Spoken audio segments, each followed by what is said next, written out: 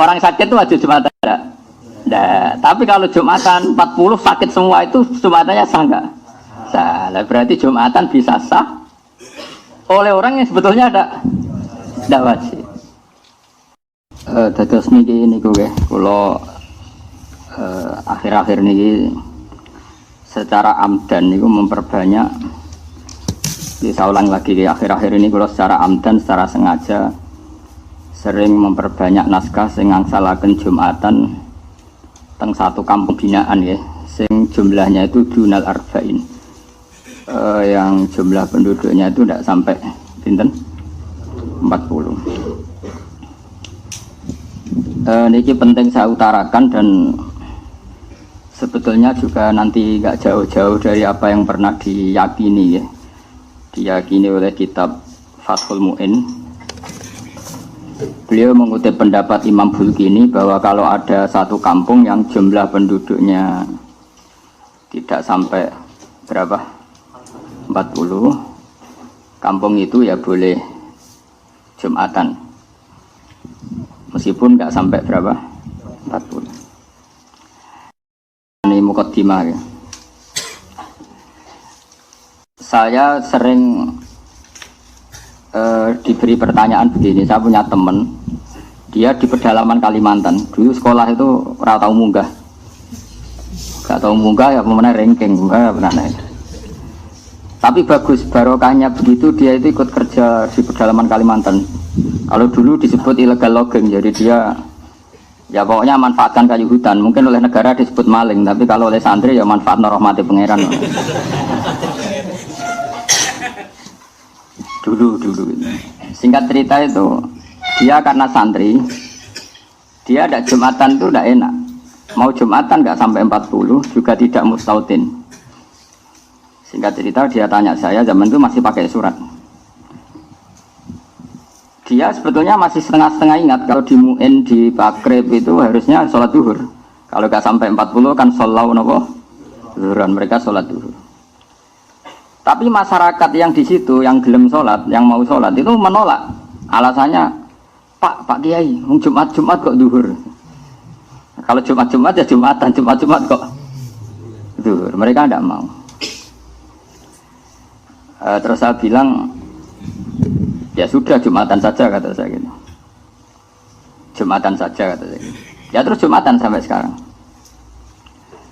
Nah tentu saya sebagai orang mutaakhirin, orang akhir, mencari pembenaran itu di kitab Fathul Mu'in. Terus kalau sekarang di kitab Tadhkirun Nas, yang sekarang populer itu kitab Tadhkirun Nas, disarang dipakai di internasional dipakai. Fatwanya Habib Al-Habsyi itu memang ya menyuruh duhur, bukan menyuruh Jumatan, bukan duhur. Nah ini nanti saya bacakan ya, ini kalau di Mu'in halaman 40. Nah ini taswirul masail atau taswirul masalah saya utarakan dengan takbir yang mudah kita dapat, yaitu di Fathul Mu'in. Kemudian nanti saya takwiyah dengan beberapa takbir di I'anah.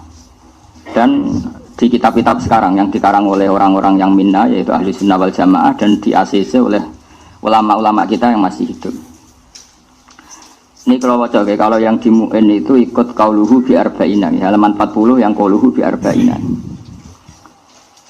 Mun panggih halaman 40 sing qauluhu bi arba'ina. Wa thaniha wuquha bi arba'ina mimman tan'aqidu bihim al-jum'ah. Mun kepanggih nggih.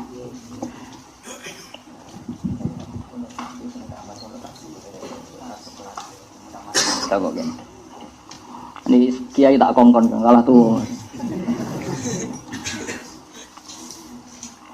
Kalau waca ya. Jadi mulai sekarang nanti mengkaji babul Jum'ah karena ada banyak masalah. Syarat sahnya Jum'ah adalah wuqu'uha bi arba'ina, tumibane Jum'ah bi arba'ina kelan wong 40 mimman tan aqidu bihim al Jum'ah. Miman sanging wong tan aqidu kang dadi sah bihim kelawan man sing jumlah arba'in wa al Jum'atu Jum'ah walau mardo senajan to orang-orang sakit. Maksudnya goyah walau mardo gini dalam logika fikih.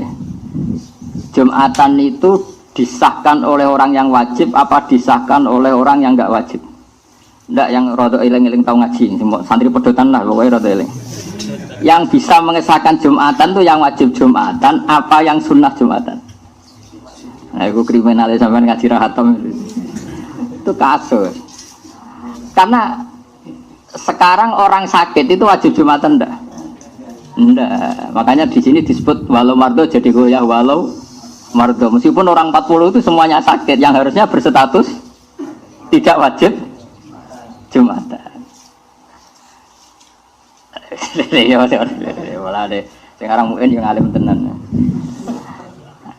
Ya, orang sakit itu wajib Jumatan enggak? Enggak. Tapi kalau Jumatan 40 sakit semua itu Jumatannya sah enggak? Sah. Berarti Jumatan bisa sah oleh orang yang sebetulnya enggak wajib. Mulane dikai goyah walau mardo, meskipun yang 40 itu semuanya sakit. Karena mardo itu jamaknya marid. Jeleng Muhammadani Alfiyah.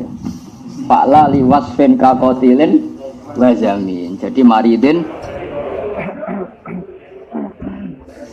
zamna.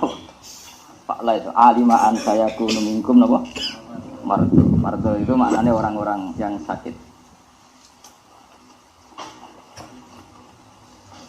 Saya itu bawa amplop itu udah amplop uang ini, amplop takbir. Nah takbirnya itu agak aneh. Mana gue sibuk ambil.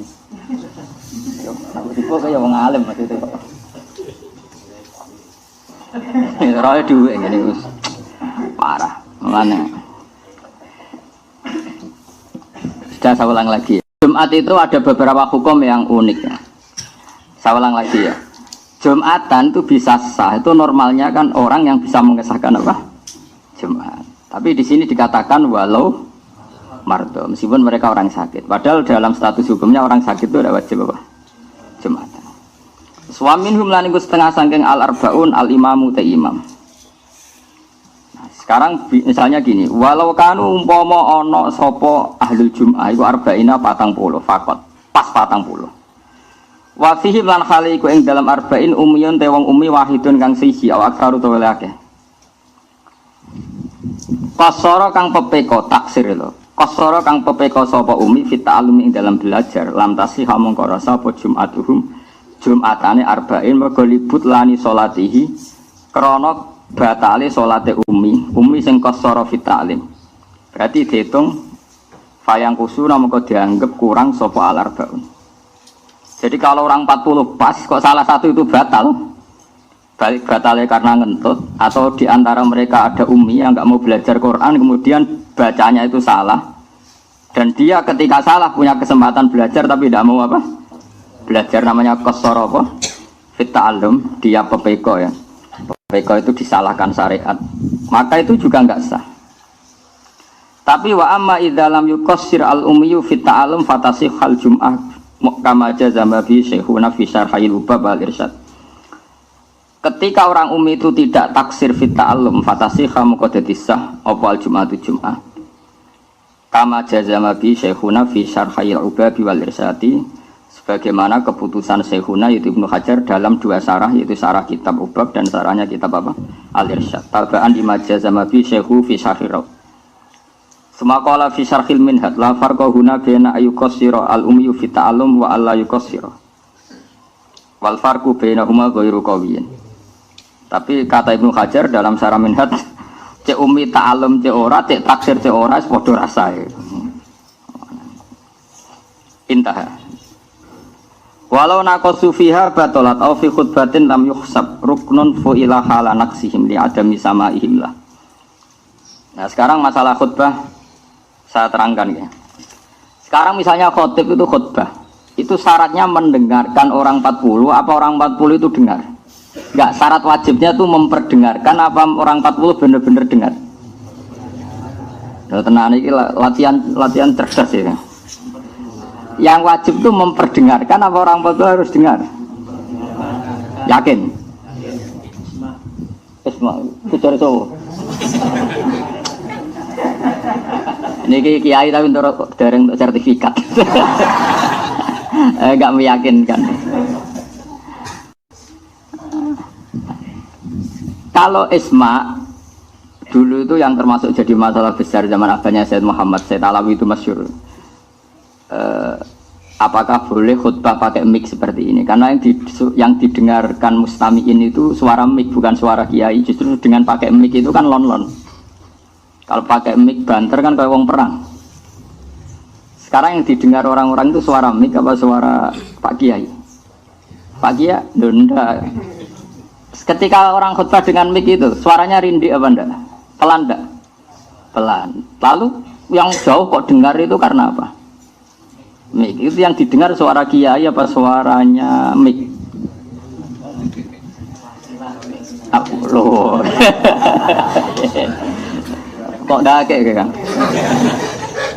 Nah ini diskusi ini kan masalah ilmu itu betul konsensus. Dulu Rasulullah kalau ngajar ya seperti ini tanya. Aro'aita di Quran juga banyak kul aro'aitum. Memang mustami' itu diberi hak memberi pendapat. Makanya di Quran tuh banyak kul aro'aitum aro'aitani. Kalau Kanjeng Nabi zaman Sugeng itu sering. Sekarang enggak, kiainya rapati alim, rapatinya ali. Takok ngono ya. Wedi nak ditentang nopo? Murite, kok ilmu entek. Dulu itu biasa Nabi. Iya Nabi kalau diskusi itu seperti itu.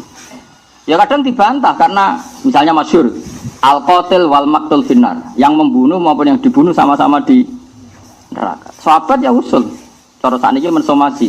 Hadza al-qatil ya Rasulullah, fama balul maqtul. Oke lah kalau yang membunuh di neraka, masa yang dibunuh juga di neraka?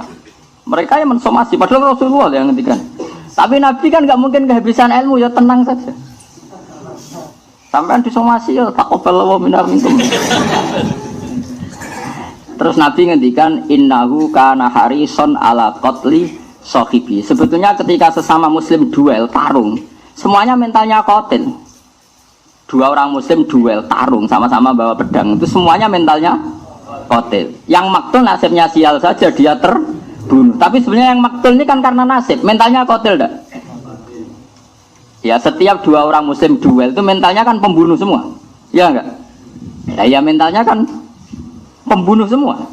Cuma yang satu sial makanya Nabi ngintikan al-qatil wal maqtul finnar. Yang bunuh maupun yang dibunuh di neraka. Lah sahabat itu kan langsung mensomasi pikirannya sahabat, maktul itu mazlum, maktul itu korban. Kenapa harus di neraka? Paham? Makanya tanya, kenapa? Oke ya Rasulullah kalau qatilnya di neraka, lalu dosanya maktul